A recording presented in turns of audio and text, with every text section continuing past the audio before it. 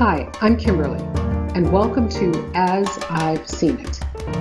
Governor Mike Pence is running to be the Vice President of the United States of America. And he is the governor of the state of Indiana, one of those in the middle.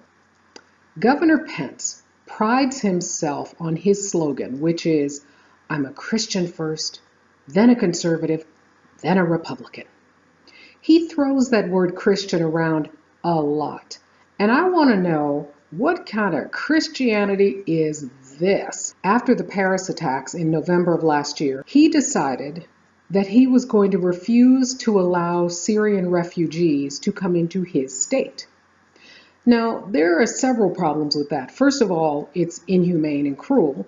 Second of all, immigration policy is not set at the state level. So despite that, he decided that, he would label all of these people terrorists, 174 of them. That's all they were getting, 174. He decided to call them terrorists and, we're not going to have this, blah, blah, blah, blah, blah. So since he couldn't legally chuck them out, he cut off their funding. This funding is not his to cut off. This is money that comes from the federal government. Governor Pence cuts off the money. So, of course, this raises a great big lawsuit. And just this week, a federal judge smacked him upside the head, the Seventh Circuit Court, and said, no. You mean man, you can't bar refugees from coming into your state just because you're afraid of them. And let me add, most of the places in the U.S. where people are terrified of Muslims are places where people have never seen anyone who's Muslim. So Governor Mike Pence made a concerted effort to deny aid to those who were most in need. And I want to know how he can say, I'm a Christian before I'm a conservative. The Gospel of Matthew clearly states, whatever you do for the least of these. This was a statement and a parable Jesus used to teach his disciples, you help those who are less fortunate. You help those who are in harm's way. That's how you serve me. So I don't know what kind of Christianity Mike Pence thinks he's practicing, but turning out refugees, that's not my definition of Christianity. Now let's jump over to the other side of the pond because he's not the only one who's being mean. This is Theresa May.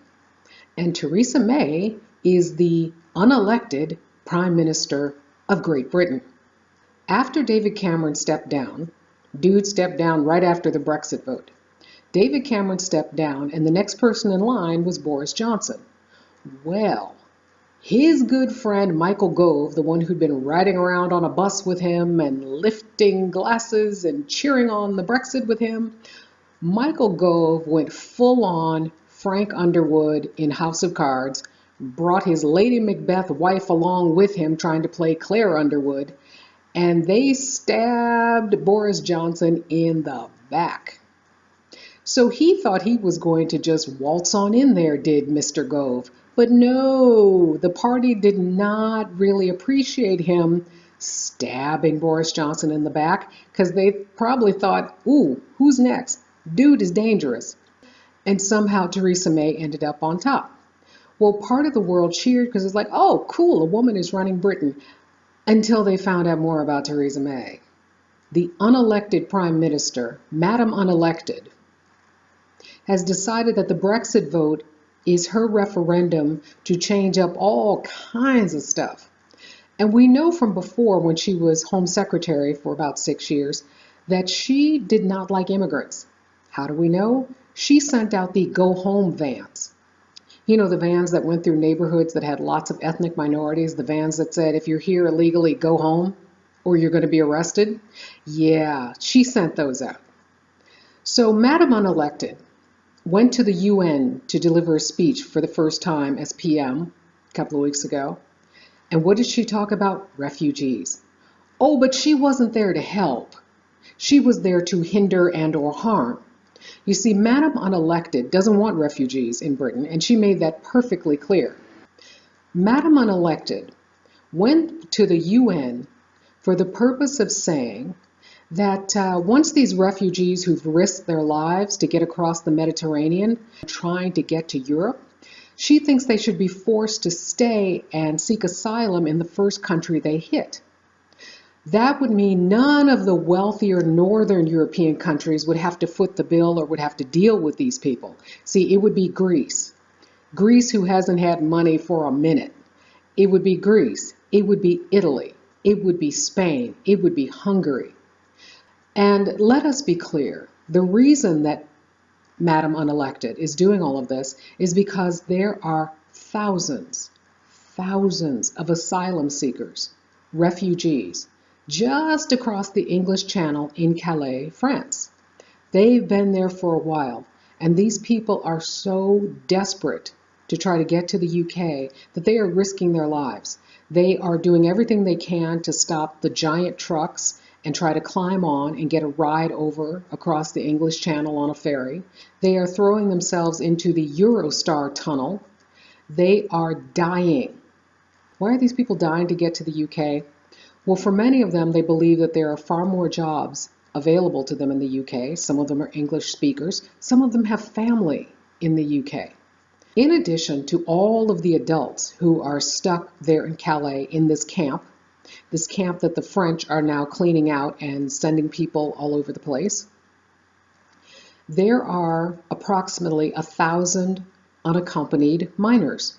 There are children who have no adult supervision, children taking care of children, who are trying to get into the UK. And the UK, thanks to Madam Unelected, is doing everything in its power to abdicate its responsibility to help.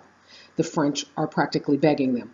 So what was their temporary solution to all of this? They're building a wall. Human rights organizations say this is not going to stop them, it's just going to make it more dangerous. More of them are going to die trying to get to the UK. Here's an interesting fun fact about Theresa May. Her father was a vicar for the Church of England. She was raised by a minister. She was married in his church. Clearly, the readings, the teachings, the sermons didn't really stick. I saw a story earlier this week out of Sardinia. 2 children, one from Egypt, one from Ethiopia, both orphans, are enrolled at a Catholic school in Sardinia. They are being forced to use a separate set of facilities from the other children. They're not allowed to use the same bathrooms because the parents believe they'll spread disease, or at least that's their excuse. These children forced into a separate bathroom in a Catholic school. What kind of Christianity is this? Earlier this week in Greece, it was reported that because parents had shut the gates and locked the gates because they didn't want their children attending school with Syrian refugees, the police had to escort the children through a separate entrance. 40 school children. While most of us have been distracted by the campaign of Slimy McSlimington, one of the worst humanitarian crises since World War II has been happening. People are in danger. People are dying to get to safety. Some of us who live in safe countries have not been paying enough attention. And some of our fellow countrymen and women have been doing cruel things. And it's time for us to step up and say we will not be counted with those who would turn away children. We will not be counted along with Cruella de Vil, who's doing her utmost to change the laws on who can be considered a refugee. We're not joining Governor Mike Pence in keeping people out of states just because he's afraid of Muslims. I think we can do better than this. Thanks for watching.